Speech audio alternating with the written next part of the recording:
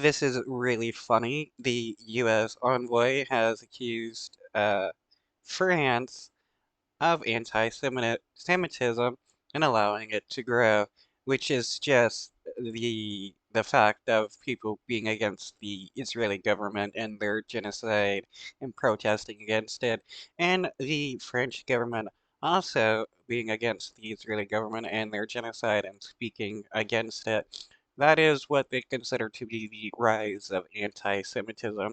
If you don't support the Israeli government, you're somehow an anti-Semitic, especially if you don't support Zionism, because the envoy says that uh, anti-Zionism is anti-Semitism, which is really funny because that would be like saying if you're against Nazism, you're anti-white.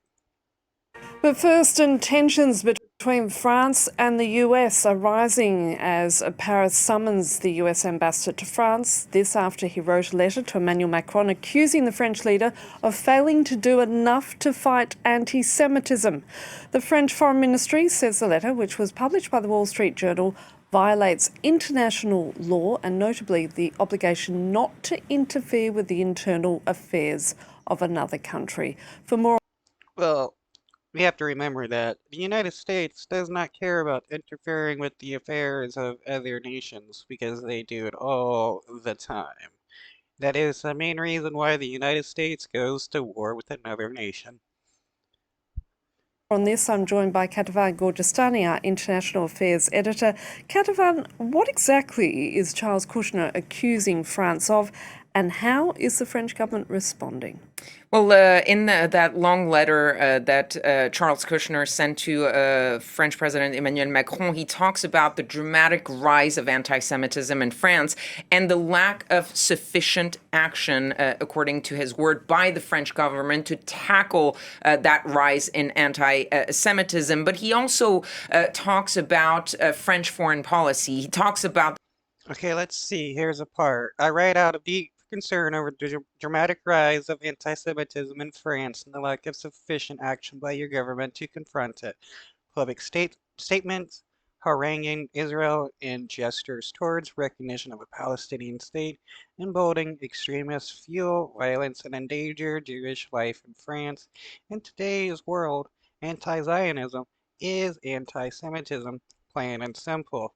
See, this is what the Zionists love to do, try to equate Zionism and being Jewish. Just because somebody is against Zionism doesn't mean that they're anti-Semitic. They're against the fascism by the Israeli government and what Zionism entails.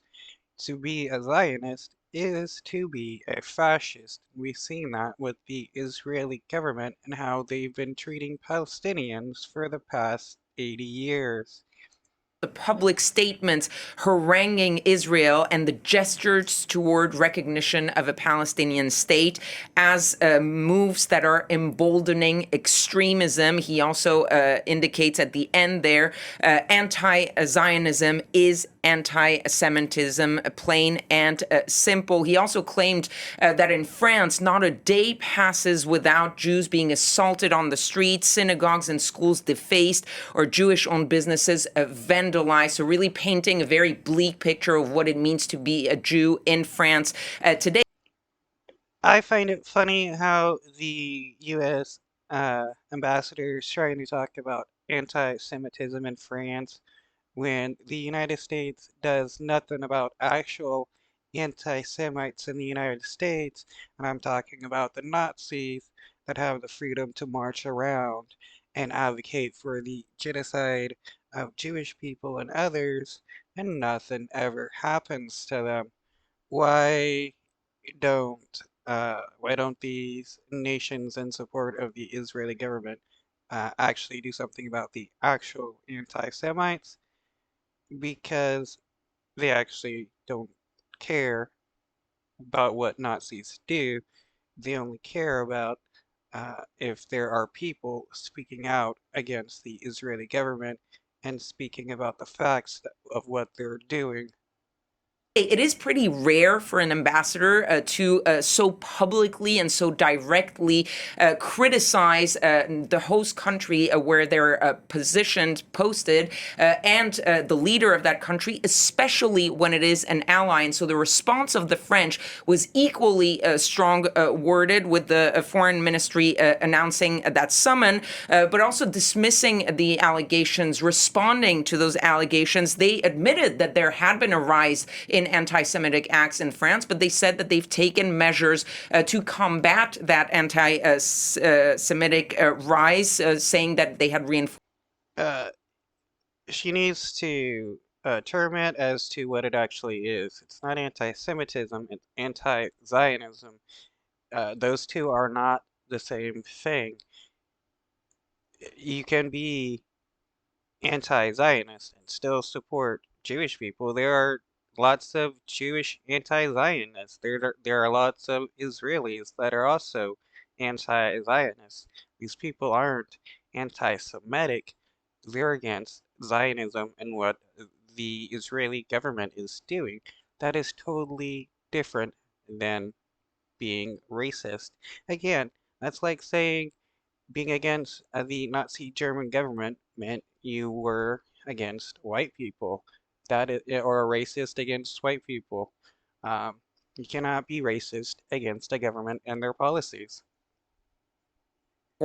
Security. They also called the allegations unacceptable and pointed, as you said, to that violation of international law, which is that an ambassador of a foreign country is not supposed to interfere with the domestic politics. Rather, they're supposed simply to report back to their country, to the term in that. And so that's why you're seeing this move of summoning an allies ambassador to the foreign ministry, and we'll see what that brings us. Now, this letter sounds a lot like criticism that we've heard from the Israeli government in the past, doesn't it? Absolutely. Just earlier last week, Benjamin Netanyahu sent a letter to Emmanuel Macron, where he said that your call for a Palestinian state pours fuel on this anti-Semitic fire. He also said that it emboldens those who menace French Jews and encourage the Jew hatred now stalking your streets. And it was not just Emmanuel Macron who was the target of. The people, what is funny is that Zionists actually hate Jewish people as much as Nazis, because anytime a Jewish person speaks out against what the Israeli government is doing, they're called fake Jews by the Zionists, which is anti-Semitism. If anybody else were to call a Jewish person a fake Jew, they would be considered anti-Semitic. And uh, if you didn't know, the Arabic language spoken by a lot of Palestinians is a Semitic language. So they're Semitic speaking people. So if you have hatred and racism towards Palestinians, you are also anti-Semitic, which Zionists are racist towards Palestinians. The prime minister's ire. You had other countries that have announced their plans to recognize Palestinian statehood, like France did, including the UK, Canada, Australia, who've also gotten a lot of criticism from the Israelis. But what you see in the wording. Yeah, and this is one thing that the Israeli government has been continually fighting against since its creation is the denial of the Palestinians to have a state because that would make it harder to oppress them if they have the recognition of being a state and have like protections by the UN and stuff. Uh, this is why Netanyahu has been continually fighting against Palestinians have a state. This is why he openly talks about preventing them from being recognized as a state, and this is why he hates any nation wanting to recognize Palestine as a state.